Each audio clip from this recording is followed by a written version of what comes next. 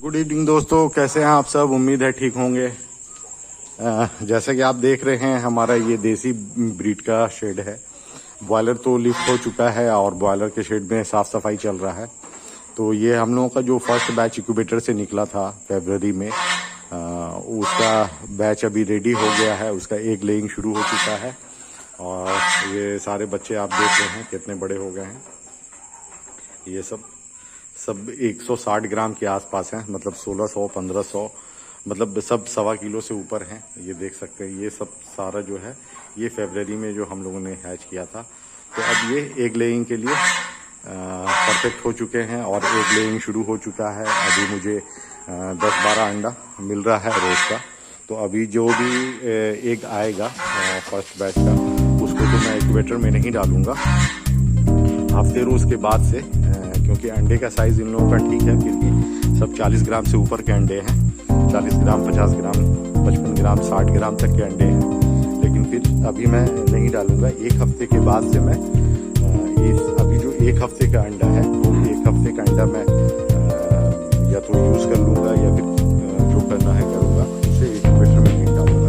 एक हफ्ते के बाद से जो एक मिलना शुरू होगा वो मैं इंक्यूबेटर में डाल के हैचिंग में शुरू कर दूंगा। अभी मेरे पास 187 है, जिसमें से मुर्गे होंगे। एक्चुअली टोटल पीस मैंने काउंट किया है और अभी मैंने छाटा नहीं है मुर्गे को, लेकिन फिर भी मुर्गे की क्वांटिटी ज़्यादा है। तो खैर मुझे छांटना है मुर्गियों को और मुर्गों को। तो देखता हूँ। इसमें एक्चुअली देसी भी बहुत सारा ब्रीड है हमारा, और ब्लैक एस्ट्रोलॉप है, वाइट एस्ट्रोलॉप है, ये 3-4 और कुछ RIR के हैं, 1-2 RIR के हैं। बाद बाकी सब सारे के सारे ब्लैक एस्ट्रोलॉप के ही 95% ब्लैक एस्ट्रोलॉप है और देसी कुछ है।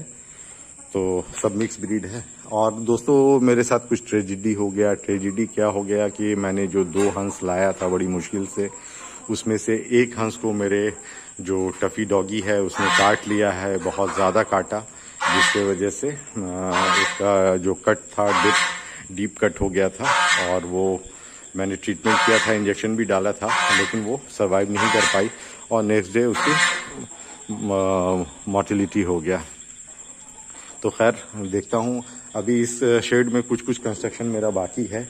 कंस्ट्रक्शन बोले तो मैंने ये जो जाल लगाया था, ये जाल सक्सेस नहीं हुआ। इसे मुर्गी जो है नीचे से काट के, जैसे देख रहे हैं, वो कॉर्नर में काट दे रही है, नीचे में भी काट दे रही है और उससे इस पार आ जाती है। तो अभी फ़िलहाल मैंने ये मंगाया हुआ है, इससे मैं नेटिंग कर दूंगा ताकि मुर्गी बाहर नहीं आ जाए। क्योंकि होता क्या है कि रात के 1:30 बजे 2 बजे मुर्गियाँ यहाँ से ऊपर जंप करती हैं और बाहर निकल जाती हैं और फीड इनटेक करती हैं, प्लस बॉयलर के शेड में चली जाती हैं।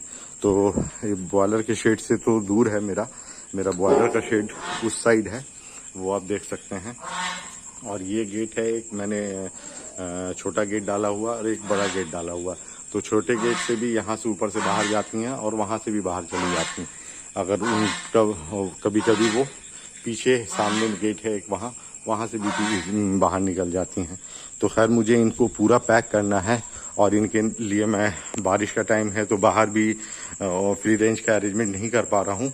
इस खिड़की के बाहर मुझे फ्री रेंज का अरेंजमेंट करना है और ये खिड़की ओपन रहेगा ताकि वो फ्री रेंज में भी जाके टहल सकें और फिर अंदर आ सकें। एक गेट अभी एक्चुअली वो छोटा वाला मैंने ओपनिंग खोला हुआ है, तो उसे खोल देता हूँ मॉर्निंग में, तो बाहर चली जाती हैं इधर से सारी मुर्गियाँ और खेत में जाके चढ़ती हैं, फिर शाम में चली जाती हैं। अभी फ़िलहाल मैं सिर्फ एक टाइम इनको फीड देता हूँ, वो भी मेरे घर से जो बचा हुआ खाना मैं लेके आता हूँ वो मैं शाम में इनको देता हूँ। बाद बाकी पूरा दिन ये खेत में और खुद से चढ़ के करती हैं। और मैंने जगह जगह पे ये हैलोजन और ट्यूबलाइट लगाया हुआ है बाहर भी, तो बाहर में भी मैं दिखा देता हूँ, इसके जस्ट बाहर खेत में। तो होता क्या है कि ये देखिए, मैं दिखाता हूँ, वहाँ पे मैंने लगाया हुआ है और उसी के नीचे एक छोटा सा गेट डाला हुआ है, तो उससे मुर्गियाँ बाहर चली जाती हैं मॉर्निंग में और रात में जितने भी कीड़े लाइट के नीचे मरते हैं तो उसे चुन के खाती हैं।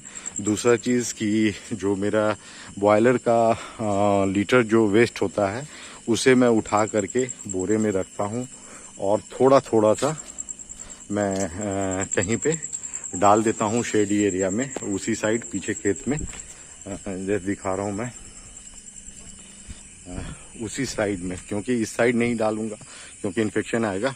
तो लाइट के पास थोड़ा सा शेड है पीछे में मेरा, तो वहाँ शेड पे मैं वो लीटर डाल देता हूँ और उस पर थोड़ा सा पानी डाल देता हूँ और उसको ढक देता हूँ 1 रोज़ के लिए। तो होता क्या है कि उसमें वो इन्फेक्शन जनरेट होता है। इन्फेक्शन जिसे बोले तो पल्प वाला जो पिल्लू होता है कीड़ा, वो जनरेट हो जाता है 1 दिन में। तो फिर उसे मैं 1 दिन के बाद खोल देता हूँ तो मुर्गियाँ उसे खा लेती हैं, तो वो हाईली प्रोटीन उसे मिल जाता है इन लोगों को। तो मैं ज़्यादातर कोशिश कर रहा हूँ कि इन लोगों को ऑर्गेनिक बेस पे ही रखूँ। और मैं कोई फीडर आप देख रहे होंगे, लेकिन इसमें आपने देखा कितना गंदा है, ये मैं दिखा रहा हूँ। इससे आपको साफ पता चल रहा होगा कि मैं इन लोगों को फीड नहीं देता हूँ। तो कोशिश करता हूँ कि होम फीड पे रखूँ। जैसे मेरे घर से जो भी खाना बचता है मैं शाम में आता हूँ तो लेते हुए आता हूँ।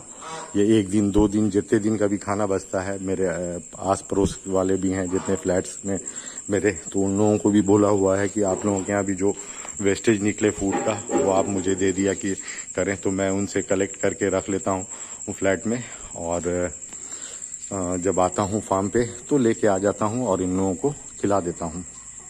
तो बस इसी तरह से चल रहा है मेरा। इन पे जो कॉस्टिंग जाता है फूडिंग का, वो ना के बराबर है। मैं इनके फीड के पीछे खर्चा नहीं करता हूँ। मैं कोशिश करता हूँ नेचुरल तरीके से जो भी है फीड इन लोगों को प्रोवाइड करने का। और बस इसी तरह से जो भी है, बाद बाकी खेत में इन लोग जाते हैं तो घास वास खाते हैं, प्लस जो भी है इन लोग कीड़े मकोड़ों को, जैसे यहाँ भी मैंने लाइट लगा के रखा हुआ है तो रात में भी ये इस एरिया में वो अपना घूम के ये अपना जो है वो चुग लेती हैं। प्लस इधर से वो ऊपर भागती हैं, यहाँ से बाहर निकल जाती हैं रात में, यहाँ से जंप करके ये गेट से बाहर निकल जाती हैं रात के 1:30-2 बजे। तो इसी तरह से चल रहा है।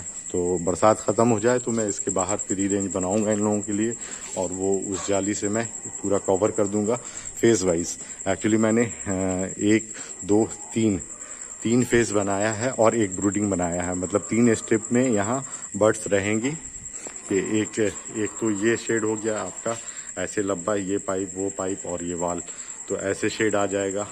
ठीक उसी तरह से वो गेट है तो उस पाइप में, इस पाइप में, इस पाइप में और यहाँ वाल में ऐसे सेम लंबा लंबा हो जाएगा।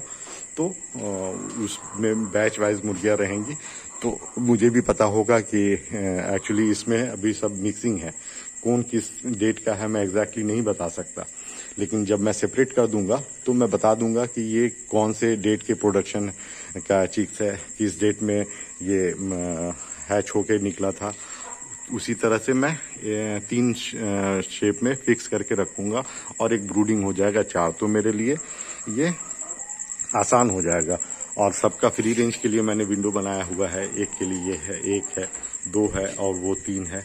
तो तीनों के लिए बाहर मैं सेपरेट भी जैसे अंदर केज करूंगा वैसे ही बाहर ओपन केज करूंगा, और ऊपर से ये प्लास्टिक नेट दे दूंगा ताकि चील कौवे इन लोगों को डिस्टर्ब ना करें और फ्री रेंज में ये लोग आराम से घूम फिर के खाएं, ताकि इनके पीछे मेरा एक्स्ट्रा पैसा ना जाए, ये मेरे को फ्री ऑफ कॉस्ट बेनिफिट दे के जाए। तो बस इसी तरह से मैं देसी का मैनेजमेंट कर रहा हूँ। बस आप लोगों से गुजारिश है कि अगर इसमें और कोई डेवलपमेंट मैं कर सकता हूँ तो आप लोग कमेंट्स करके मुझे बताएं, और मेरे चैनल को सब्सक्राइब भी करें और लाइक एंड शेयर भी करें।